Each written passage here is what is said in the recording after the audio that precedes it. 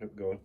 Hi, my name is Gracie Gilbert, and today I will be explaining the correlation between the consumption of sports performance drinks and an athlete's overall performance. The reason why this research is so important to me is because I'm an athlete myself, and I've been told by many trainers and coaches that I need to drink Powerade before, during, and after my actual exercise, but I don't actually know the effects that this has on my overall performance.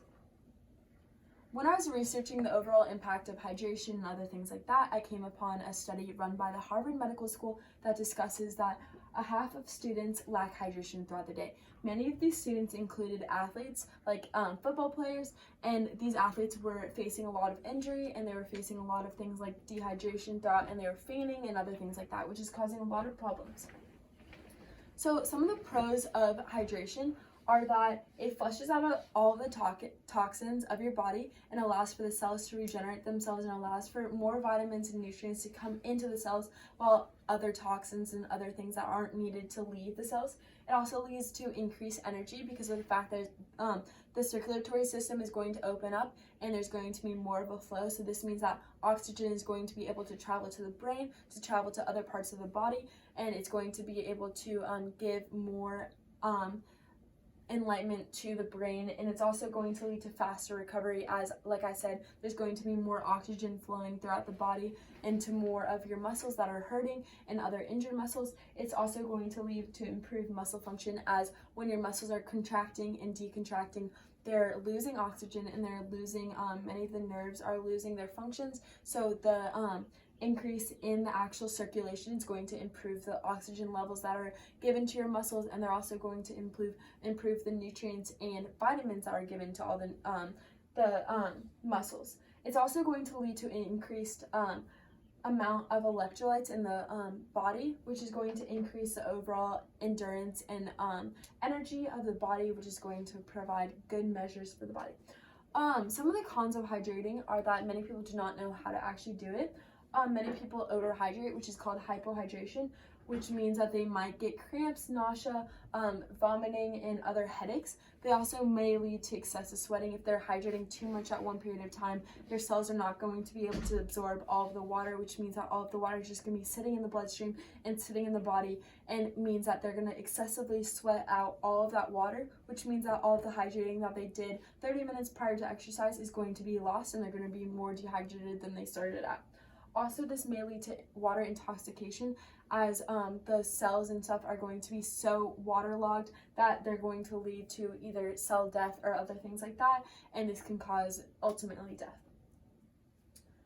So the first source that I found was actually a paper created by the Gatorade Sports Institute that talked about supplementation of the actual Gatorade products, and it also talked about the needs of athletes that use the products of Gatorade.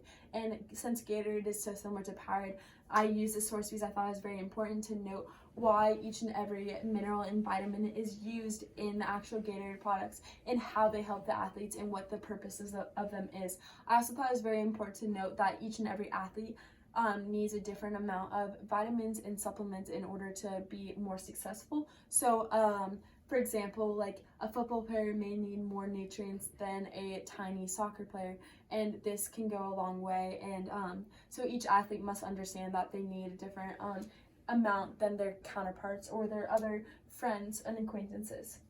So my second source was a position statement written by the American Dietetic Association and the Dietitians of Canada and the American Association of College Sports, and this talked specifically about the importance of hydration and that correlation to an athlete's overall performance. It specifically talked about how each and every athlete needs to intake a certain amount of fluids per day in order to perform well, in order to perform efficiently.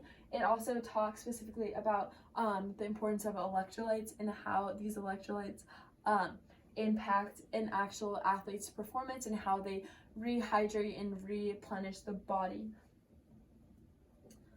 So my third source was talking about it was written by DiSilvestro, Joseph, Marshall, Hart, and Swine, and this was an experiment that described the correlation between Gatorade consumption and long distance exercise. So I thought this was one of the most important pieces of information that I found in my lit review because of the fact that it was talking specifically about Gatorade and long distance exercise, and it was talking about an experiment in which they implemented 3 different tests in order to test running, cycling, and stair stepping, and they came to the conclusion that the consumption of Gatorade affected the times in both the cycling and the stair stepping, but did not affect statistically affect the numbers for the running times, but it did impact those numbers, which I thought was very important because this is something that I found within my own data.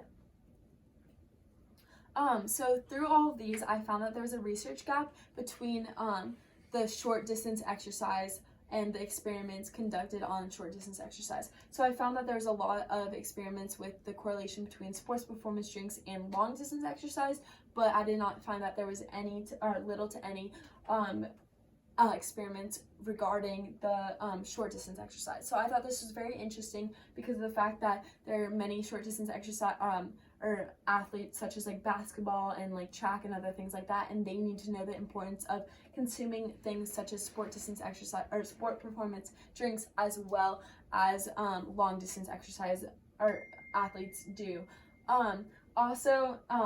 There was a research gap between the Gatorade and Powerade usage. So there would be so more of the studies and experiments were based on Gatorade consumption and not including Powerade consumption. I thought this was very interesting because Powerade actually has more nutrients and minerals than Gatorade does, but it contains a less sugar amount than Gatorade does. This led me to the question, to what extent does the consumption of sports performance drinks prior to such as Powerade compared to water prior to short distance exercise impact a high school athlete's performance times? And I came to the conclusion that the consumption of Powerade prior to short distance exercise will impact the athlete's times by a small margin, and the small margin was included because of the fact that it is short distance exercise and their numbers are very small, so there's going to be a small change in the numbers. Even if you try your very hardest, there's still going to be a small change because of the fact that it's just such a small number that they're working with. Versus the long distance exercise, there's going to be more of a change with long distance because it's working with hours or very heavy minutes. So my methods, I first needed to find 30 participants. I contacted most of the participants that I knew that ran track personally, and then I also conducted a poll on my private Instagram account, and I asked people if they would like to participate in my experiment, and I asked them if they had ran track before, and most of these 30 athletes, which were composed of 15 female and 15 male, they were actually they ran track at least through middle school and high school, or they had ran track at least 2 years before. And they were all composed around the ages of 14 through 18 because they were all from the ages of freshman year to senior year. So the location that I did it was in the 0.07 mile gym in my high school, and this gym comes to around 130 meters. And I used this gym in order to create a more controlled experiment because of the fact that I was able to control the precipitation and the overall temperature, and I was able to control those factors in order to make it a more controlled experiment. So my first experimental method was that I was able to implement a pre-experiment survey, and then I was able to make them run the control group, then I was able to make them run the experiment, then I was able to give them the post-experiment survey. So the pre-experiment survey asked them questions such as their overall confidence level, which was asking them how they felt going into the actual experiment and how they felt about their running abilities. Then I asked them about their overall hydration, so how much do they typically drink throughout the day, and if they drink other substances such as coffee or Coke products or other things like that. I also asked them about their overall preparation, so if there were any obstacles hindering them from their preparation, and such as injury and other things, like how they actually prepare, so if they stretch or other things like that. Then I made them run the control group. So the control group was just run one lap around the track, and it was just without the consumption of anything. Then I made them run the controlled experiment. So in order to make this controlled experiment, I had them roll a dice in order to determine how many cups they were going to drink. If they got 1 to 2, they would get 1 cup. If they got 3 to 4, they would get 2 cups. If they got 5 to 6, they would get 3 cups. Then after they consumed these, I waited 15 minutes for them to actually for them to actually let the Powerade digest. Then they ran around the track, and after they ran around the track, they did this experiment for 3 different trials, which means that they ran over 4 different times. And this was in order to determine if there was an average between all of their times.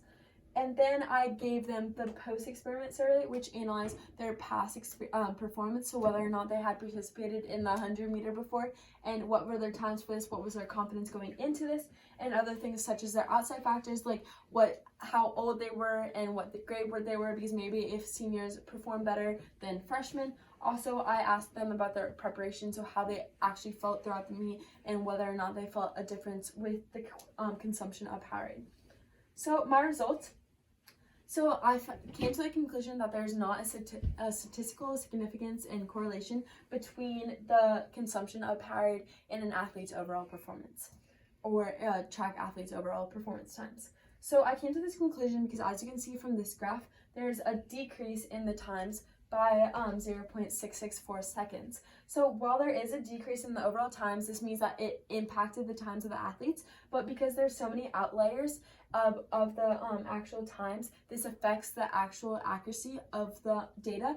And in order to provide more accurate data, I would need to provide more trials and more athletes, and reduce the amount of outliers that are in the actual data set. Also, as you can see from this R2 value, the number is 0.7039, and this number actually means that it was moderately significant, but means that it was not statistically significant. So this means that that the data the consumption of Powerade did show that there was an impact in the correlation to their actual performance times, but it was not statistically significant, as you can see from the standard deviation time. So this box plot also just shows the means and the averages of each and every of the times of the consumption of the 3 cups, 2 cups, and 1 cup. It also shows the differences between that of the consumption of the cups to the control group, and it shows that when you consume more liquid or more Powerade, you would actually improve your times in around to 25 seconds, while the control group in the 1 cup was around 27 to 28 seconds. And so this also just shows the outliers of the actual data, and shows that there needs to be less outliers in order to get a more accurate representation of the data. So along with that, I found that I wanted to see if there was a difference in the outside factors such as overall preparation and overall confidence levels. So what I did is I made them fill out a scale on their surveys about their overall preparation levels. So 0 was no preparation, and then 5 was very prepared. And so as you can see, there's no correlation between the 2 variables, because of the fact that the level 2, which means not prepared at all, and level 4, which means very prepared, semi-prepared, were very similar, and that's the same as level 3 and level 5.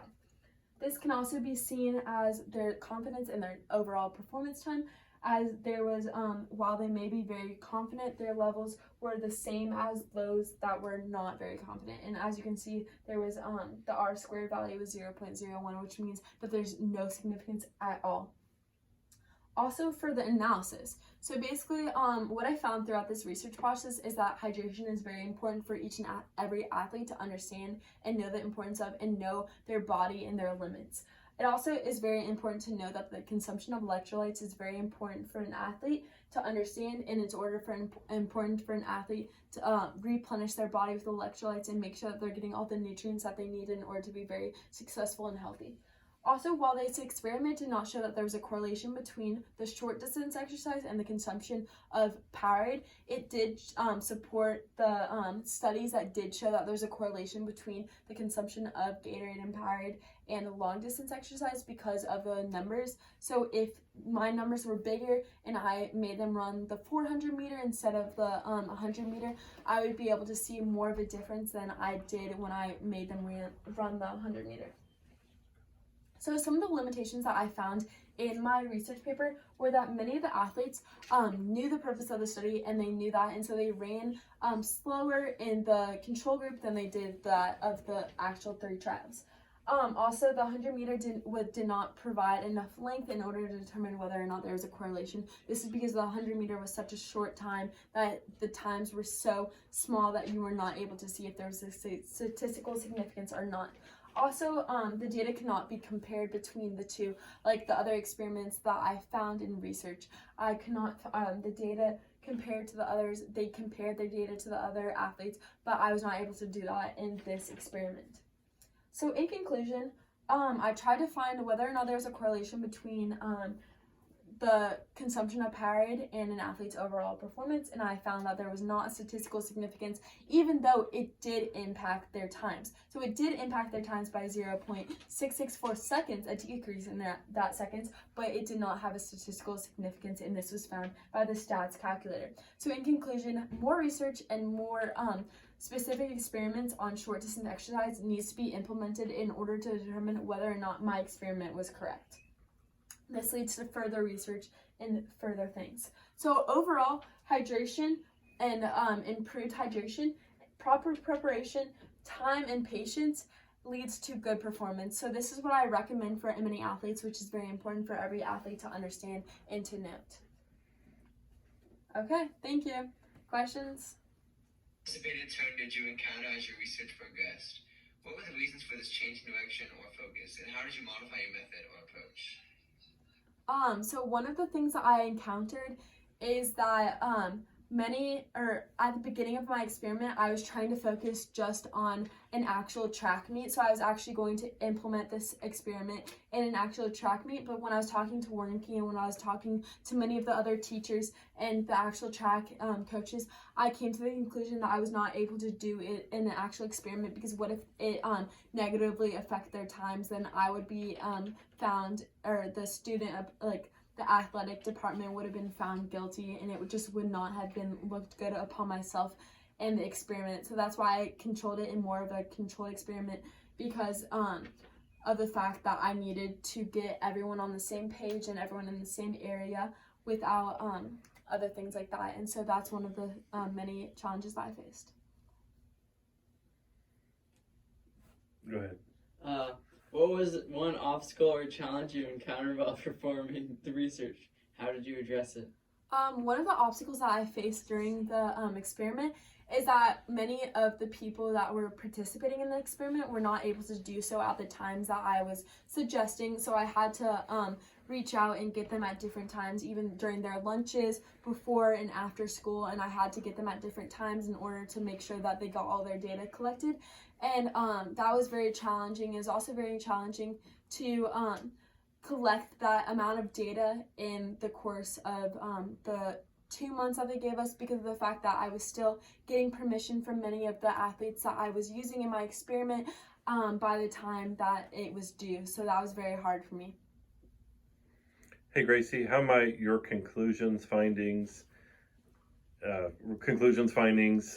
product relate to the current body of work in the community or field? So the current findings that I found, that there was not a statistical significance, but there was an impact in the actual data points. Is very important for our community to understand, because of the fact that athletes must understand what they put in their bodies is very important, especially when they're participating in meets and other things like that, and they're trying to perform their best potential, especially collegiate athletes and other professional athletes. So it's very important for them to note that not only does Gatorade and Powerade affect long distance athletes, but it affects short distance athletes, and it's important for every single athlete to understand that it's not just long distance exercise, and the amount that they consume can affect how they feel physically, such as like cramps and other things like that. Good.